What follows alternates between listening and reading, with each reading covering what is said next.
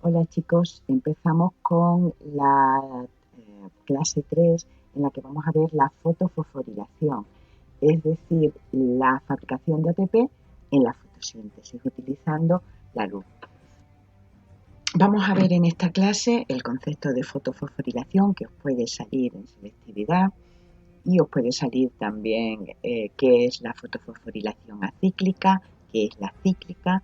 De esta entended bien por qué es necesaria, la diferencia entre las dos, ha salido alguna vez, y también vamos a aprender la diferencia entre la fosforilación oxidativa que vimos en la respiración celular y la fotofosforilación, que es la fabricación de ATP en la fotosíntesis.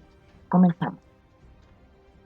Bueno, ahí tenéis, me gustaría que supierais dibujar esto más o menos, ¿vale? Porque si tenéis que explicar la fotofosforilación, pues deberíais de saber colocar los fotosistemas, la cadena transportadora de electrones entre ellos, ¿vale? Y la ATP sintetasa. Esto es un dibujo de la membrana mitocondrial, de la membrana tilacoidal en el cloroplasto, que es donde se da la fase luminosa de la fotosíntesis. Veis dónde está puesto el estroma, veis dónde está el espacio intratilacoidal y la membrana donde están los fotosistemas y la cadena transportadora de electrones. Si tenéis que definir fotofosforilación, fosforilación es fabricación de ATP, pero foto, gracias a la luz, a los fotones, es la fabricación de ATP en la fotosíntesis y se produce aprovechando un gradiente de protones generado por el transporte de electrones desde, veis que aquí quien da los electrones es el agua, lo veis en la parte izquierda del dibujo, y cede los electrones y al final se queda como oxígeno, que es el que se libera. Y luego si vamos siguiendo los electrones, estos llegan a una molécula que los recoge, al poder reductor, a una coenzima que los recoge, el NADP, y se transforma en NADP más H, más protones. Acordaros que este tipo de coenzima solamente era capaz de recoger 2 electrones, pero solo un protón, por eso siempre llevaba uno ahí colgando. Ya veréis que esto necesita energía, porque los electrones van a ir desde el agua, que no tiene energía, hasta el NADPH, que la tiene. No van cuesta abajo, van cuesta arriba. Y este transporte cuesta energía. ¿Y de dónde la van a sacar? Pues la van a sacar de la luz. Y gracias a una maquinaria, a unas moléculas que son los pigmentos, que son capaces de excitarse y algunos de ellos soltar electrones para que los coja otras moléculas. ¿Os acordáis de aquello de los fotosistemas, el complejo antena y el centro de reacción? Bueno, comentaros que hay dos tipos de fotofosforilación y que os pueden salir en selectividad, cualquiera de ellas. La acíclica, que no, o no cíclica, os la pueden poner también, que no hace ciclo, sino que es un flujo. Los electrones van desde el agua, que es el que cede los electrones, hasta el NADPH, desde una molécula que no tiene energía a otra que sí la tiene. Por lo tanto, aquí necesitamos la energía de la luz. Y la otra es la cíclica, en la que veis que no hay nadie que dé los electrones están dando vueltas. Y ya veréis por qué es necesaria. Si es necesaria la luz para activar los electrones, pero van dando vueltas y no salen de ese círculo. Y vais a ver ahora, un poco más tarde, por qué se necesita ese tipo de... Bueno, aquí tenéis de nuevo el esquema. No voy a hablar otra vez, pero sí tenéis ahí también la energía, de dónde a dónde va. Veis que desde el agua hasta la NADPH tiene que subir y vamos a subir con la energía que dan los fotones. Lo veis ahí, que los recogen los fotosistemas. En el caso de la cíclica también tienen que subir, pero solamente va a actuar un fotosistema, ¿vale? Comenzamos con la fotofosforilación acíclica. Los electrones van a describir un flujo, no un ciclo.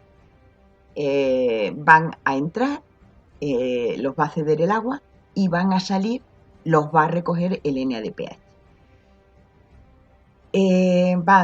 Por lo tanto, desde el agua hasta el NADPH.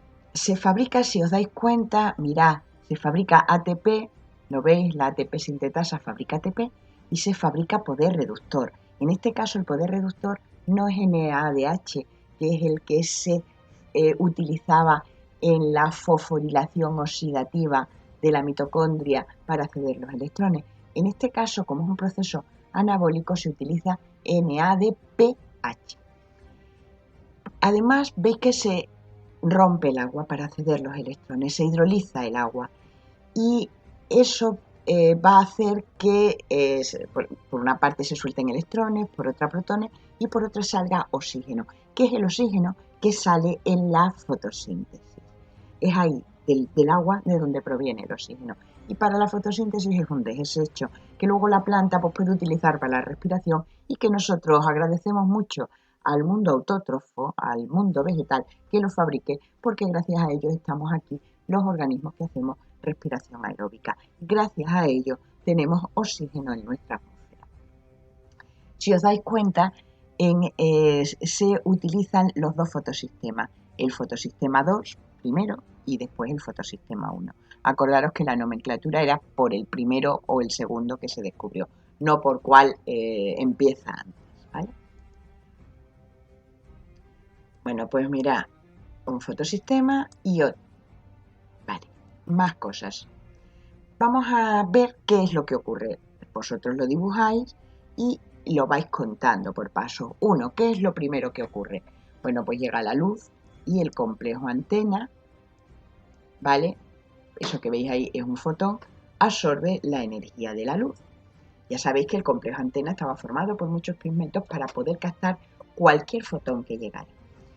Y ese fotón, el complejo antena, va a ceder esa excitación hasta el centro de reacción, donde está una clorofila, en este caso la P680, que es capaz de, cuando recoge esa excitación, es capaz de ceder un electrón. Acordaros del símil que os puse de la bandeja de vasos a la que tiramos un hueso de aceituna, los vasos empiezan a vibrar, pero ninguno va a derramar agua, solo el que está más lleno, que es esta clorofila del centro de reacción, P680, que derrama electrones, lo suelta al excitarse y lo pasa al aceptor del centro de reacción, no lo tenéis que aprender, la ciocitina, que después lo va a pasar a la plastoquina. El problema de esto es que nuestro vaso se ha vaciado. La P680 ya no tiene electrones para dar si vuelve otra vez a excitarse. Por eso necesitamos rellenarla. Y esto es el siguiente paso, creo. Sí, el siguiente paso es el agua. El agua, hay una enzima en el fotosistema que es capaz de romperla en presencia de la luz. Y la rompe, como ya sabéis, por química, se puede romper, se puede hidrolizar en oxígeno, que se elimina como si fuese un residuo de la fotosíntesis, pero nos va a dar también electrones para recargar nuestro vaso vacío, nuestra clorofila del centro de reacción, de tal manera que cuando llegue de nuevo la excitación por la luz va a poder derramar, va a poder soltar otro electrón a la cadena transportadora de electrones. Se libera oxígeno, se liberan electrones y se recarga la P680 y además quedan en el espacio intratilacoidal protones. Es decir, en este paso estamos alimentando el gradiente de protones. Estamos haciendo que se achuchen dentro del espacio intratilacoidal y de tal manera que se cree un gradiente de protones. Haya muchísimos dentro del espacio intratilacoidal con una gran cantidad de carga positiva y con muchas ganas de salir fuera, ¿vale? Pero la membrana es impermeable, solo puede pasar por determinados sitios, que es la ATP. Bueno, lo siguiente que ocurre es que la plastoquinona coge los electrones y para ello tiene que coger 2 protones del estroma y después los cede al citocromo y al cederlos al citocromo, ¿vale? Pues los protones los tiene que soltar y los suelta al espacio intramembranoso, de tal manera que vuelve a alimentar ese gradiente de protones entre el estroma y el espacio intratilacoidal, ¿vale? Alimenta el protones. Ahora los electrones pasan del citocromo B, que ya sabes que es una proteína que tiene hierro, ¿vale? Pasa al citocromo C, que es un complejo grande de la cadena transportadora de electrones, de ahí a la plastocianina, y de la plastocianina pasa a la P700, que está vacía, que ha derramado ya los electrones y tiene carga positiva, pero cuando llega el electrón cedido por la plastocianina, pues se recarga, se rellena, de tal manera que cuando llega la luz, de nuevo, el complejo antena pasa la excitación al centro de reacción del P700 y ahora los electrones pueden pasar al aceptor, la ferredosina. No hace falta que os aprendáis ese nombre, ¿vale? Y ahora la ferredosina lo cede al NADP, que se transforma en NADPH, ¿vale? Y además, para hacer eso, secuestra 2 electrones del estroma, con lo cual se sigue aumentando el gradiente de protones dentro del espacio intratilacoidal. Bueno, aquí lo veis un poquito, a lo mejor es más fácil que lo dibujéis así, ¿vale? Ahí tenéis el fotosistema 2 con la fecitina, que es el aceptor del centro de reacción, la plastoquinona, el citocromo BF, que es parte de la cadena transportadora de electrones, pero es grande, la plastocianina, que se mueve, el fotosistema 1 con su aceptor de electrones, la ferredosina, y luego la ATP sintetasa. Llega la luz, se rompe el agua que cede los electrones y produce protones, los electrones pasan a la plastoquinona, la plastoquinona, para ceder los electrones, tiene que bombear protones al interior del espacio intratilacoidal, los pasa al citocromo B, al F, después a la plastocianina rellena la clorofila P700 del fotosistema 1, llega la luz y eso hace que los electrones se activen, pasen a la ferredosina, que lo cede al NADH, que se transforma en NADP. Y después, vaya que rápido va esto, tenemos ahí a nuestra vieja conocida, la ATP sintetasa, que es el único sitio por donde pueden pasar los protones para aliviar ese gradiente de protones. Y van a pasar con tanta fuerza que nuestra ATP sintetasa va a utilizar esta energía para pegarle un fosfato al ADP y transformarlo en ATP. El gradiente creado por el transporte de electrones entre los fotosistemas y la cadena transportadora de electrones es aprovechado por la ATP sintetasa para fabricar ATP. Si os dais cuenta, es muy parecida a la fosforilación oxidativa. El único problema es que los electrones van en contra de gradiente, van subiendo de energía y la energía la tienen que recoger de la luz gracias a los fotosistemas, donde están esos pigmentos que son capaces de excitarse con la luz y soltar los electrones y aumentar la energía de esos electrones para que vayan cuesta arriba. Bueno, aquí lo tenéis dibujado con la energía. Veis que el agua tiene muy poca energía y el NADP tiene mucha. Entonces, en la fosforilación acíclica, resumiendo, se utilizan los dos fotosistemas, el fotosistema 2 con la P680 y el fotosistema 1. Más cosas que ocurren, se transportan los electrones desde el agua hasta el NADPH, ¿vale? Este transporte necesita energía porque va cuesta arriba y esa energía la da la luz, que es recogida por los pigmentos que son capaces de inyectar esa energía a los electrones y que vayan hacia arriba. Y luego pues lo único que tienen que hacer es derramarse hacia abajo, ¿vale? Y la energía la aporta la luz y es captada por la clorofila, como... Bueno, aquí lo tenéis de nuevo. Más cosas. Este transporte de electrones desde el agua hasta el NADP produce un gradiente de protones que es aprovechado por nuestra vieja amiga la ATP sintetasa para que al pasar con tantas ganas liberen la energía necesaria para fabricar. Vale, bueno, pues en la fabricación, con esto hemos visto qué es lo que ocurre en la fosforilación acíclica. Se rompe el agua y se fabrica oxígeno, se transportan los electrones desde el agua hasta el NADP y se produce ATP y se produce poder reductor, NADPH. Y además se utilizan los dos fotosistemas. Vale, bien, hasta ahora bien, pues ya tenemos todo. El problema es el siguiente, y lo veréis en la siguiente clase cuando os explique el ciclo de Calvin. Y ahí tenéis lo que se necesita para fabricar en el ciclo de Calvin una molécula de glucosa. Hacen falta 3 ATPs y hacen falta 18 ATPs y hacen falta 12 NADPH. Hacen falta más ATP que NADPH. Y en nuestra fotofosforilación acíclica que hemos visto, se produce la misma cantidad. Tenemos que, o mejor, los cloroplastos, los autótrofos, se han inventado otra ruta para seguir fabricando ATP sin que se produzca NADPH, sin que en exceso el NADPH. En la fabricación de la materia orgánica se necesita más ATP que poder reductor. Y así se han inventado fotofosforilación que nos explica cómo la célula puede fabricar más ATP extra sin gastar o sin producir NADPH.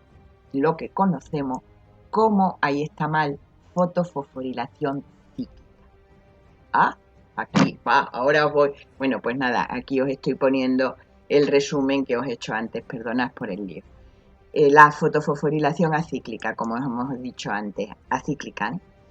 Intervienen los dos fotosistemas, el flujo de electrones es lineal desde el agua al NADPH, se hidroliza el agua y se libera el oxígeno y se produce la misma cantidad de ATP que NADPH aproximadamente. Lo que ocurre, que es lo que os he comentado antes, que esta diapositiva se me ha ido del sitio, es que se necesita más ATP que NADPH y es la fotofosforilación cíclica. O cómo fabricar más ATP con todo este sistema que os he explicado sin fabricar NADPH. Bueno, pues en este caso ahí lo tenéis dibujado, a ver si sois capaces más o menos vosotros de dibujarlo. Si os saliera, ya sabéis que en selectividad os valoran positivamente los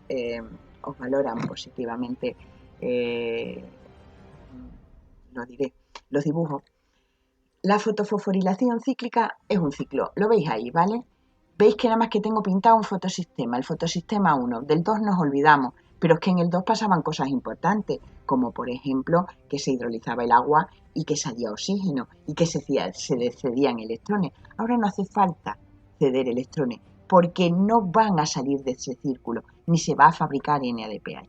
No se fabrica ni NADPH ni oxígeno. Y como veis, hay un transporte cíclico que sí lo que provoca, y lo veis ahí al principio en la parte izquierda, es un bombeo de protones desde el estroma al espacio intratilacoidal a nivel de la plastoquinona. Es decir, estamos fabricando un gradiente de protones, no estamos perdiendo electrones porque están dando vueltas, no se salen del ciclo, no necesitamos hidrolizar el agua, no se produce oxígeno ni se produce NADPH, pero sí se produce un gradiente de protones, que ya sabéis que es lo que necesita nuestra amiga la ATP sintetasa para fabricar ATP.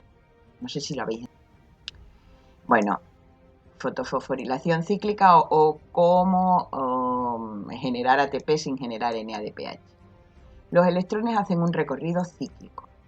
La ferredosina no cede los electrones a la NADPH, sino que dice, aquí hace falta fabricar más ATP. Pues en vez de dárselo al NADPH y los electrones, se los doy a la plastoquinona, ¿vale? A través de los citocromos. Solo interviene el fotosistema 1. No se hidroliza el agua porque no necesitamos electrones. Los electrones están dando vueltas, ¿vale? no se desprende oxígeno, no se produce NADPH porque no salen de este ciclo, pero sí se produce un gradiente de protones a nivel de la plastoquinona que se utiliza para fabricar ATP. ¿Cuándo se produce la fotofosforilación cíclica?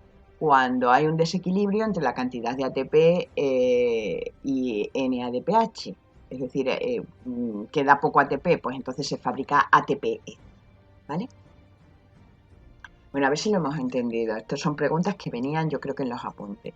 El transporte de electrones en la cadena respiratoria es un proceso a contracorriente, es decir, los electrones van en la cadena respiratoria, en la mitocondria, van desde el NADH, acordaros, hasta el agua.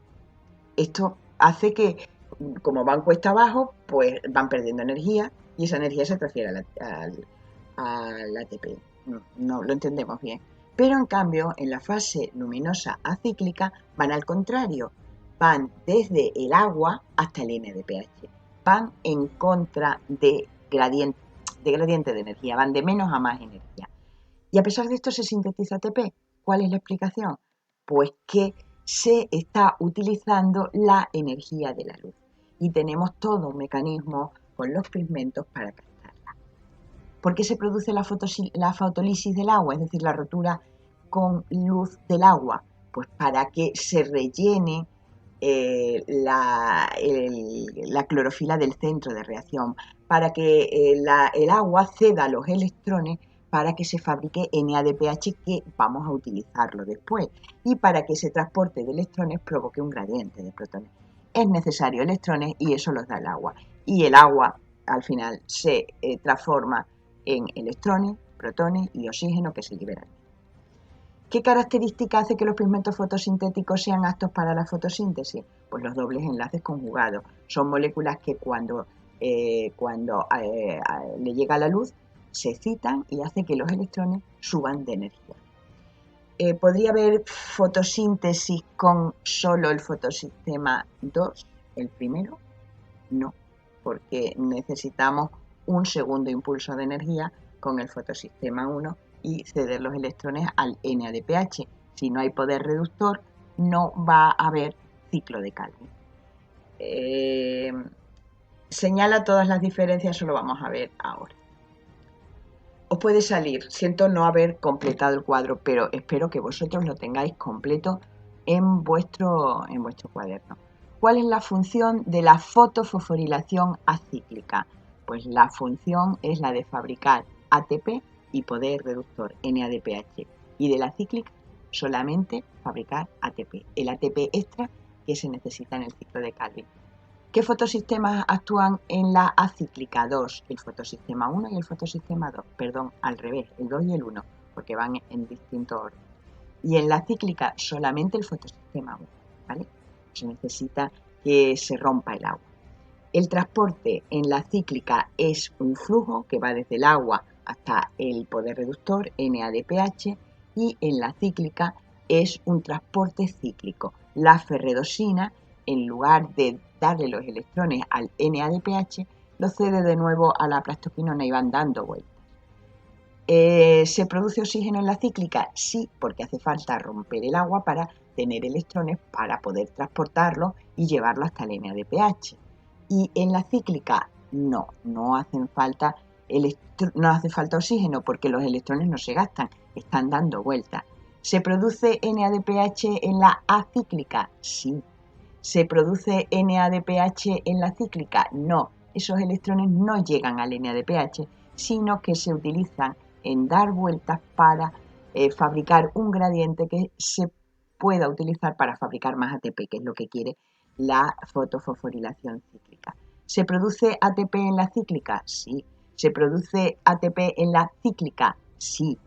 ¿Qué semejanzas tienen las dos? Pues las dos conllevan un transporte de electrones que aumentan su energía gracias a la luz, se utilizan pigmentos, se produce un gradiente de protones y se fabrica ATP.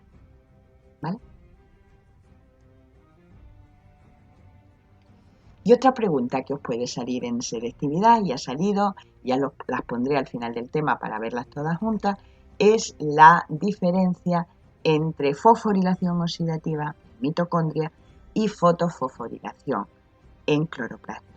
Ya os dije al principio del tema que eran dos formas de fabricar ATP. Fosforilación es fabricación de ATP, pero una iba a utilizar la energía de los compuestos que se oxidan, compuestos orgánicos, por ejemplo la glucosa, que hemos visto que se oxidaba en la glucólisis, en el ciclo de Krebs, ¿vale?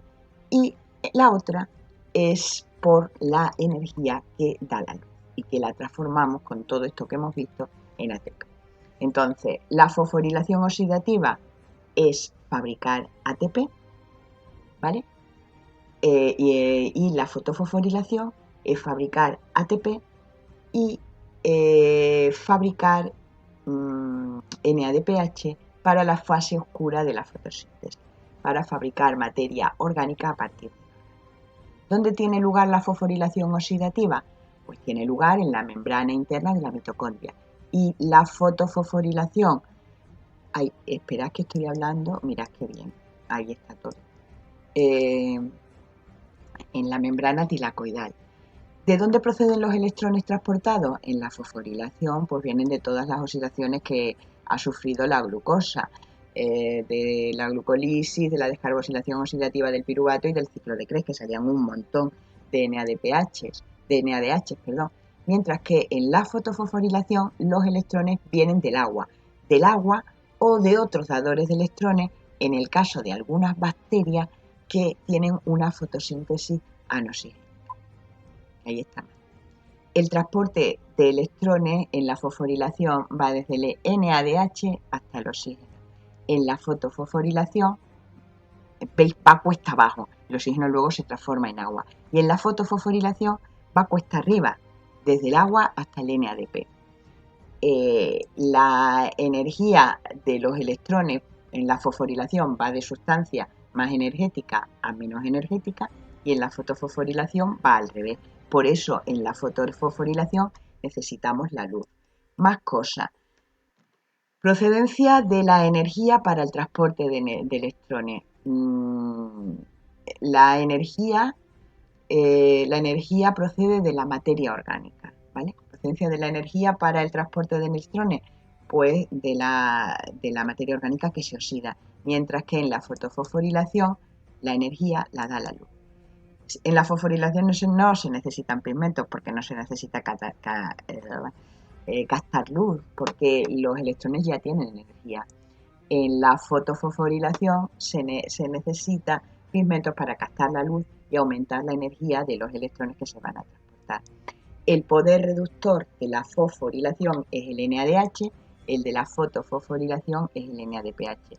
Y la semejanza, pues las dos son formas de utilizar ATP con la misma estrategia, es decir, utilizando un gradiente de protones en una membrana impermeable que es producido por un transporte de electrones, y en ambos interviene una molécula, la ATP sintetasa, acordaros que era como un motor que utiliza ese gradiente de protones para fabricar ATP. Bueno, me ha salido bastante larga la clase. Espero que os haya quedado claro. Ya queda poquito.